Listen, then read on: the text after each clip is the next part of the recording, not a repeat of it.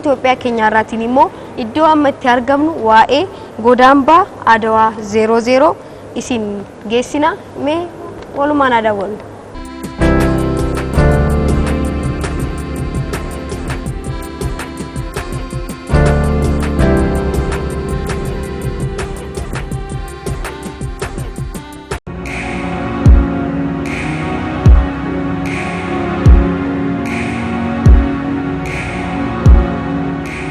Akkam jirtu ijoollee nagaa keessanii kuni qophii Itoophiyaati. Qophii Itoophiyaa torbee kana magaalaa Adaamarraa gara magaalaa Finfinneetti imaluudhaan qophii Itoophiyaati waan isin biraan geenyu qabna jechuudha. Maalinni kan jedhu immoo egaa ogeessi nu daawwachiisuudhaaf asitti argameeti jira. Bakki kun eessaa maaltas keessatti argamaa kan jedhu immoo qophichumarraa argattu waan ta'eef hanga xumura qophii keenyatti nu waliin turaan isiniin jedha.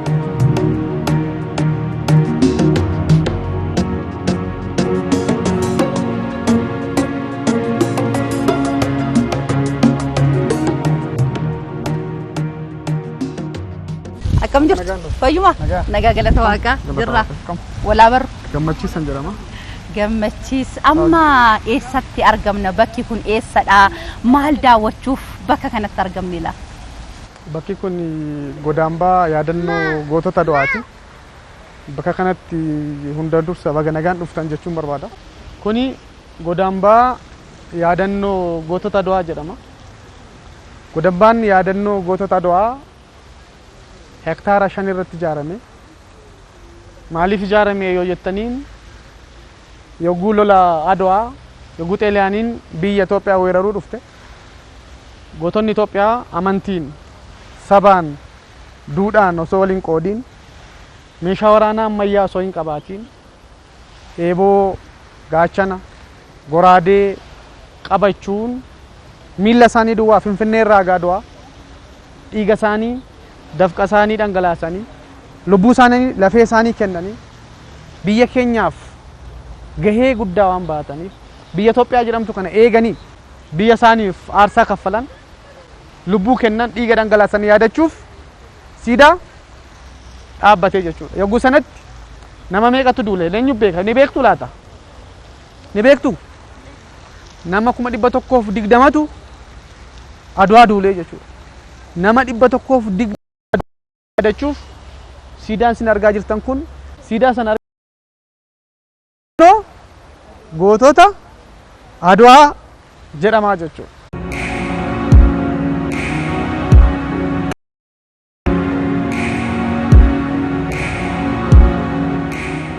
Godaambaan kuni seensa 8 qaba. Seensa 8 keessaa seensi arfan kallattiin moggaafamanii seensa gootota lixaa jedhama. Kallattiin ammas irra jirtan kuni seensa gootota bahaa, seensa gootota kaabaa fi seensa gootota kibbaa jedhamee moggaafameera.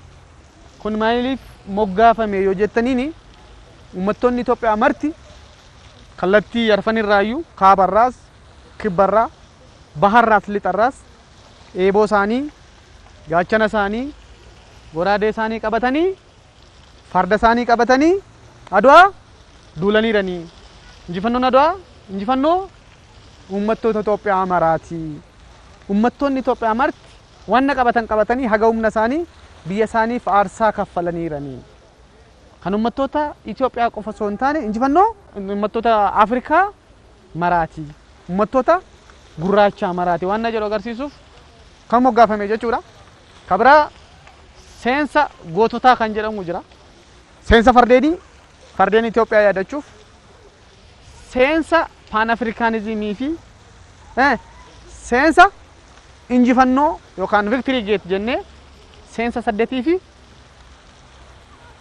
hektaara 5 irratti ijaaramee jechuudha. Ashi Mee gaaffii yoo qabaatan waan amma ibsite irratti Kaniin irraa baradhe maaliif akka Adwaan mukkee fakkeenyaaf bakka inni itti argamu hektaara hammam akka ta'ee fi namooti meeqa akka duula baradheera. baay'ee gaariidha. Egaa ammumarraa daa'imman barnoota gaarii argachaa jiru jechuudha. Daawwannaa keenyatti taafuuf.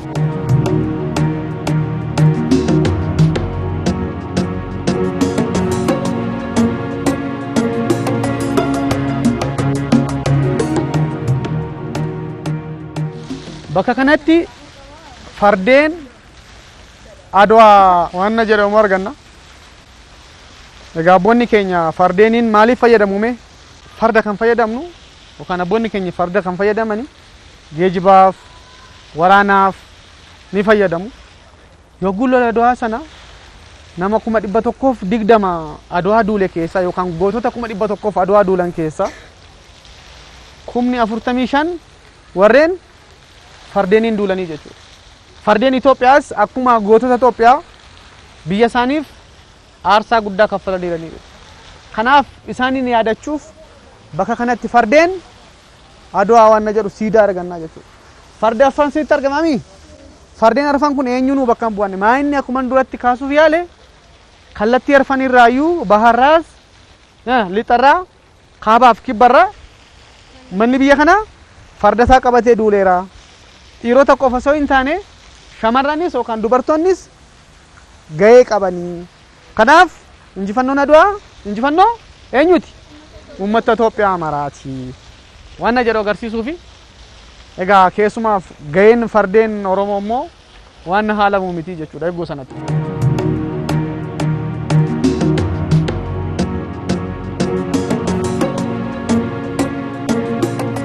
Akkami na wajjin jirtaniimi? Nama meeqatu adwaa duuleen jedhe? Nama 100 kuma 20. Namni 100 kumni 20 kun hoggana waraanaa barbaadamoo hin barbaadu? Nama isaan hogganuu barbaada mitiire? Kanaaf nama 120 kana hoggantoonni waraanaa hogganan 12 kan ta'an ni jiru jechuudha eeguu sana. Hoggantoonni waraanaa 12 kunan guutummaa biyya Itoophiyaa kanarra Oromiyaarraa, Amaararraa, Tigraayirraa, biyya kana kibbarraa, biyya kana keessaa bakka garaa garaatti loltoota isaanii qindeessuun, hoogganuun, gaggeessuun biyyi Itoophiyaa kun koloniin osoo hin bitamin, gabrummaan osoo hin qabamin haga ammaa akka turtu gootota taasisan waan ta'eef isaan eenyu fa'itu nama 120 kan hoogganee injifannoo adwaa argamsiise kan na jedhu tokko tokkoon bakka kanatti ni arganna. Jalqaba irratti Fitaraarii Gabayyoo Gabo Gurmuu yookaan Abbaa Goraaw argattani. Lammaffaa irratti La'uul Raas Mokonnin Walde Mikaa'el Guddisaa Abbaa Qaanyaaw jedhamu maqaa mootii Haile Sillaaseeti. Abbaa Qaanyaaw jechuun maqaa farda isaaniiti jechuudha. Abboonni keenya maqaa isaanii caalmaa maqaa farda isaaniitiin yaamaman. Kanaaf maqaa gootummaa isaanii yookaan maqaa fardi isaanii Abbaa Qaanyaaw, Abbaa Gaashaaw, Abbaa Shaanqaa, Abbaa Xaaxaw jedhamee moggaafamaa jechuudha. Eshi sadaffaa irratti Taklaayimaat Tasammaa Goshuu mootii jedhamu argattanii yookaan hoogganaa waraanaa Taklaayimaat Tasammaa Goshuu jedhamu argattanii. Kabira arfaffaa irratti Mikaa'el Alii Liban Abbaa Shaanqoo jedhamu. Dajjaazmaaz Baalchaa Saafoo Roobaa Abbaa Nabsoo jedhamu. Gabayyoo Bimoo Tatakkaa Baalchaa Marfaa Gaalaabaa Bichaale Bichaa jedhanii ittiin fokkorani afaan Amaariffaan. Gaafa gootichi waraanaa Fitaraarii Gabayyoo Gaboo Gurmuu wareegamani marfii isaanii yookaan meeshaa waraanaa isaanii irraa fuudhuun diinaa dhukaasanii akka isheen injifattu kan taasisan Dajjaazmaaz Baalchaa Saafoo Roobaati jechuudha.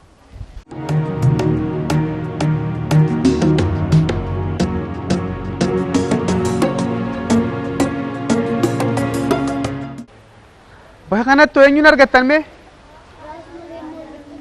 Raaswalee Butul Haile Maaraam.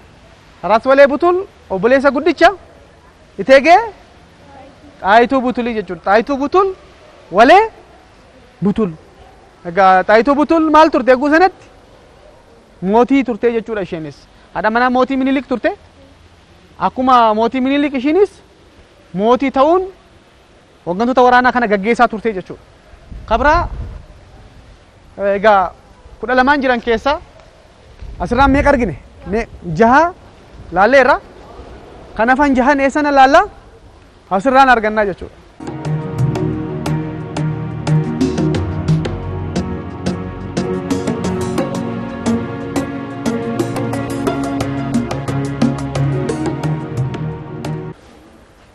Asitti eenyuun argattan?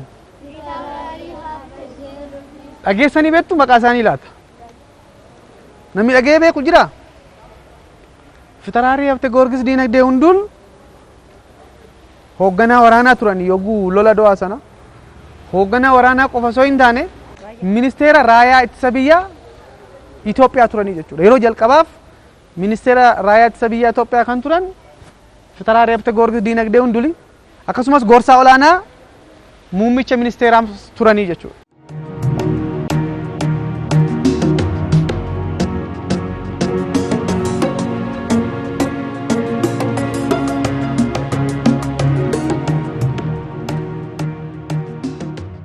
Bakki kuni handhuura biyyaati.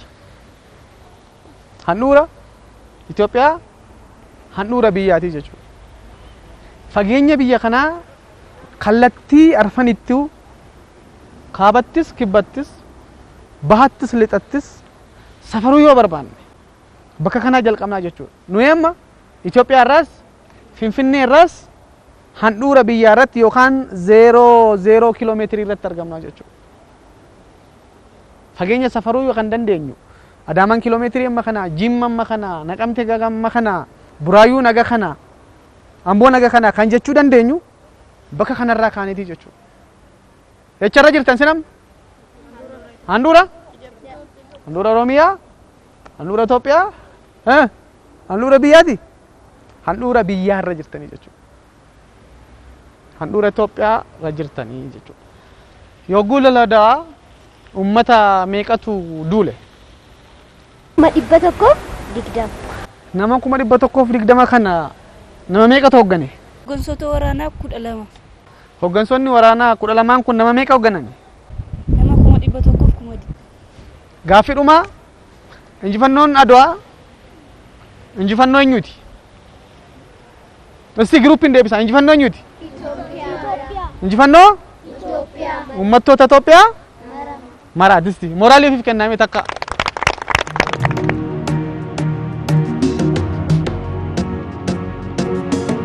Ijoollee akkuma daawwachaa turtanii qophii keenya Itoophiyaa torbee kana magaalaa Finfinnee Godambaa Adwaa keessatti argamuudhaan ala isaa keessa maaltu jira waan jedhu egaa isin biraan geenyeeti jirra jechuudha. Isinis qophii kanarraa waa hedduu akka barattan ni abdan. Kutaa lammaffaa qophii Itoophiyaatiin immoo keessa isaa seenuudhaan keessa isaatti maaltu argama waan jedhu kan isin biraan geenyu ta'a. Arraaf kan jenne xumurree jirra. Aga torbanitti nagaan nuuf tura.